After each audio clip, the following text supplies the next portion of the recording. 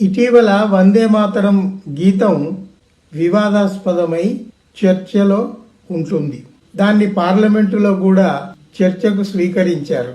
దీన్ని వివాదాస్పదం చేయటంలో ఈ దేశ ప్రధాని మోడీజీ చాలా ప్రముఖమైన పాత్ర వహించారు.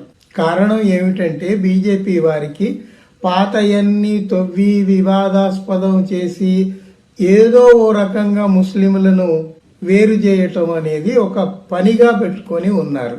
వందే మాతరానికి ముస్లింలకు దీనికి సంబంధం ఏమిటి అనేది సహజంగా మనకు అనుమానం వస్తుంది. వందే మాతరం గీతం మనకు తెలుసు. ఈ దేశం, ఈ నేల యొక్క గొప్పతనాన్ని ఆ గీతం కీర్తించింది. బంకిం చంద్ర చటర్జీ ఎప్పుడు ఆయన దాన్ని 1875లో రాశారు. 1876లో అది పబ్లిష్ అయింది. ఆయన మొదట రాసినప్పుడు, ప్రచురణ అయినప్పుడు అది కేవలం 2 చరణాల గీతం. ఇప్పుడు మనం ప్రేయర్లలో పాడేది ఏదైతే ఉందో అది వందే మాతరం వందే మాతరం సుజలాం సుఫలాం మలయజ శీతలాం సస్యశ్యామలాం మాతరం శుభ్రజ్యోత్స్నా పులకితయామిని పుల్ల కుసుమిత ధ్రుమదళ శోభిని సుహాసినీం సుమధుర భాసిణీం సుఖదాం వరదాం మాతరం వందే మాతరం. ఇది పాఠశాలల్లో ప్రేయర్లలో పాడుతుంటారు. ఎందుకు అంటే జనగణమన ఎలాగైతే నేషనల్ యాంథమ్ అయిందో ఈ గీతాన్ని కూడా నేషనల్ సాంగ్ గా ఒక గుర్తింపు ఇచ్చారు.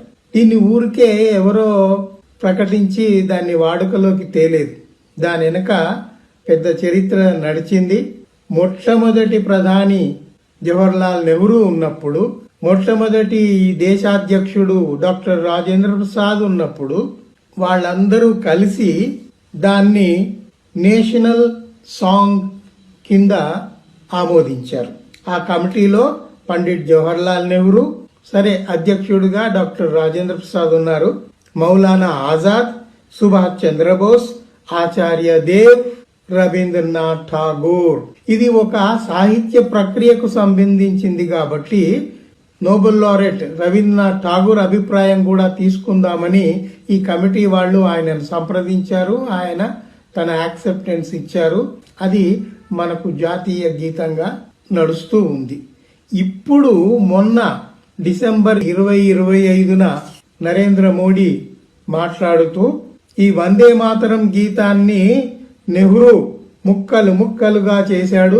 ఈ గీతాన్ని ముక్కలు చేయటం వల్లనే దాని ఫలితంగా దేశం ముక్కలైపోయింది, అటు పాకిస్తాన్ హిందుస్థాన్గా విడిపోయింది అని పెద్ద ఉపన్యాసాలు ఇచ్చాడు. దాన్ని పార్లమెంటులో చర్చకు కూడా స్వీకరించాడు. సరే, ఇప్పుడు 150 ఏళ్లు వందే మాతరానికి పూర్తయిందని చర్చ పెట్టారు. 150 ఏళ్లు అంటే వెనక్కి వెళ్ళండి, 1875. 1875లోనే వందే మాతరం రాయబడింది అని ఇందాకే మనం చెప్పుకున్నాం. మరి ఈ వందే మాతరం ఎందుకు వివాదాస్పదమైంది అనేది చాలా మందికి బహుశా తెలిసి ఉండకపోవచ్చు. ఏమిటి అంటే ఈ 2 చరణాల గీతం వందే మాతరాన్ని అప్పుడు కమిటీ సభ్యులందరూ ఆమోదించారు. జాతీయ గీతంగా ఇది నడుస్తూ ఉంది, వాడుకలో ఉంది. ఇప్పుడు నెహ్రూ దాన్ని ముక్కలు చేశాడు అనేది తప్పు, అబద్ధం. ఎందుకంటే బీజేపీ వారి దగ్గర ఫేక్ న్యూస్ ఫ్యాక్టరీ ఒకటి ఉంటుంది. దానికి చీఫ్ ఈయనే కాబట్టి ఈయనే దానికి ఆయువు పోస్తుంటాడు, ప్రాణం పోస్తుంటాడు. అబద్ధాలు అప్పుడప్పుడు చెప్పి మన దేశ ప్రజల్ని మోసం చేస్తూ ఉంటాడు. ఏమిటి విషయం అక్కడ జరిగింది అంటే 1875లో బంకిం చంద్ర ఆ గీతం రాశాడు. 76లో అచ్చయింది. అది జనంలోకి పోయింది, జనం పాడుకుంటున్నారు. అప్పుడు బ్రిటిష్కి వ్యతిరేకంగా దేశభక్తి గీతాలు పాడుతున్నారు కాబట్టి అందులో ఇది కూడా ప్రముఖ పాత్ర వహించింది. అయితే అక్కడ జరిగింది ఏమిటి అంటే 76లో అది ప్రచురణ అయితే 1882లో ఈయన బంకిం చంద్ర ఆనంద్ మఠ్ అనే ఒక నవల రాశాడు. ఆ నవలలో ఈ గీతం యొక్క 2 చరణాలు పెట్టి దీనికి తోడుగా మరొక 3 చరణాలని జోడించి వందే మాతరాన్ని అక్కడ ఆ నవలలోని ఆ కథకు సన్నివేశానికి సంబంధించి ఆయన ఆ పాటను అందులో పెట్టుకున్నాడు. ఆయన రాసిన నవలనే కాబట్టి రచయితగా కవిగా ఆయనకు ఆ స్వతంత్రం ఉంటుంది. ఆయన రాసిందే కాబట్టి ఆయన గీతాన్ని నవలలో పెట్టుకున్నాడు. మొదట రాసిన 2 చరణాలతో పాటు ఆ తర్వాత రాసిన 3 చరణాలని కూడా జోడించి అందులో పెట్టుకున్నాడు. అందులో తప్పు ఏమీ లేదు.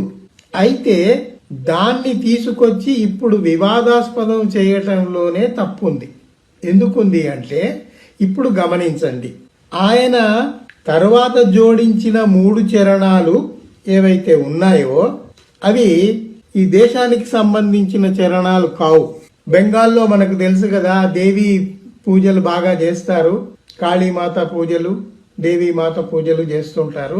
అయితే ఆ కాళికాదేవిని పొగడుతూ భజనలు చేస్తూ ఆయన ఆ మిగతా 3 చరణాలు రాసుకున్నాడు. ఆ 3 చరణాలు ఇట్లా ఉన్నాయి, దయచేసి శ్రద్ధగా వినండి.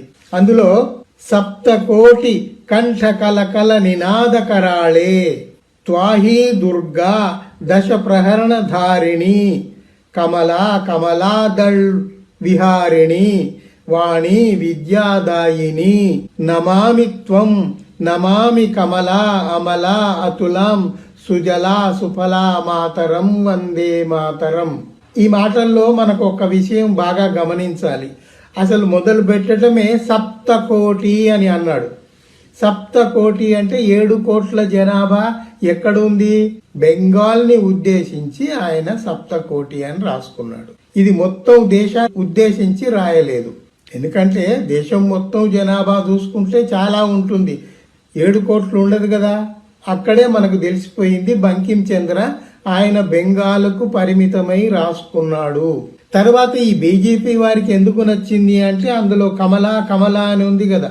సరే, విద్యాదాయిని అనేది ఉంది, నువ్వు విద్య ఇచ్చినవు నువ్వే, అవన్నీ పొగడ్తలు ఉన్నాయి. ఆ దుర్గామాతను పొగడారు.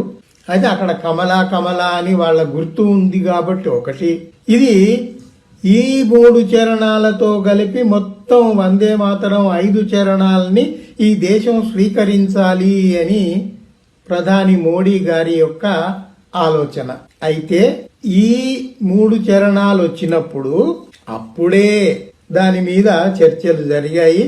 దీన్ని మేము స్వీకరించటం లేదు అని జిన్నా చెప్పాడు.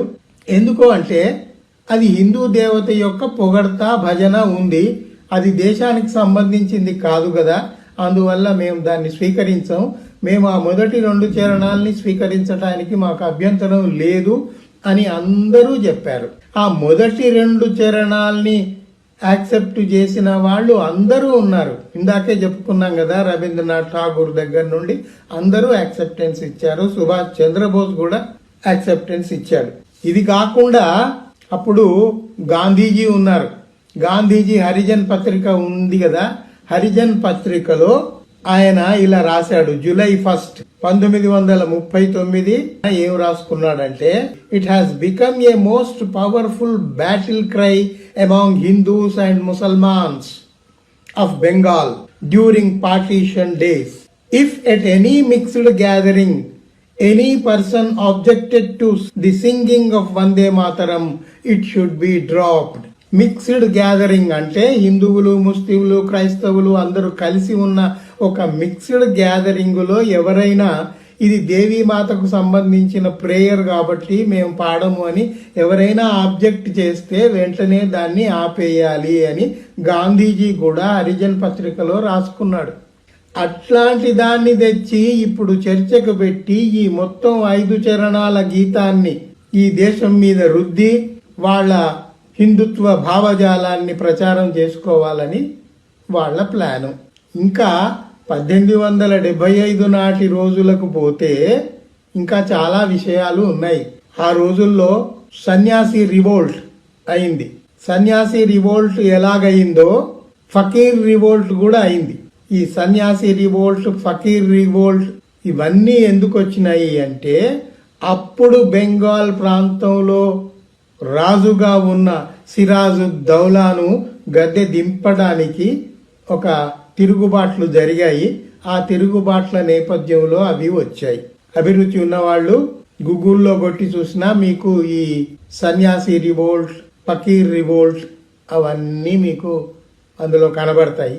ఇప్పుడు బెంగాల్లో ఎన్నికలు రాబోతున్నాయి కాబట్టి ఆ బెంగాల్ ఓటర్లను ఆకర్షించటానికి మోడీజీ ఈ పన్నాగం పన్నాడు అని అందరికీ అర్థమైపోయింది. అయితే ఎన్ని పన్నాగాలు పన్నినా ఈ దేశంలో ఆలోచించే వాళ్ళు ఉన్నారు, వాళ్ళు ఆలోచిస్తున్నారు. అందరినీ సమదృష్టితో సమానంగా చూసే భావజాలానికి కట్టుబడే ఉంటారు. నేను ఇందాక చెప్పాను, సన్యాసి revolt, Fakir revolt. Fakir revolt అంటే ముస్లిములు చేసింది, సన్యాసి రివోల్ట్ హిందువులు చేసింది. తమాషా ఏమిటంటే ఇవి వేరువేరుగా చేశారు కానీ ఒకరికొకరు పోట్లాడుకోలేదు. సన్యాసి రివోల్ట్, ఫకీర్ రివోల్ట్ ఇద్దరు కలిసి, రెండు గ్రూపులు కలిసే పోరాటం చేశాయి. హిందువులు ముస్లిములు కలిసే పోరాడారు. That is the beauty of India, that is the aim of the India, that is the soul of the India. అది గ్రహించకుండా ఎంతసేపటికి వాడిని తిడదాం, వీడిని తిడదాం, ఒకరిని దూరం పెడదాం అనే ఆలోచన చాలా మూర్ఖపు ఆలోచన. అది ఎవరు చేసినా మనం దాన్ని ఒప్పుకోకూడదు.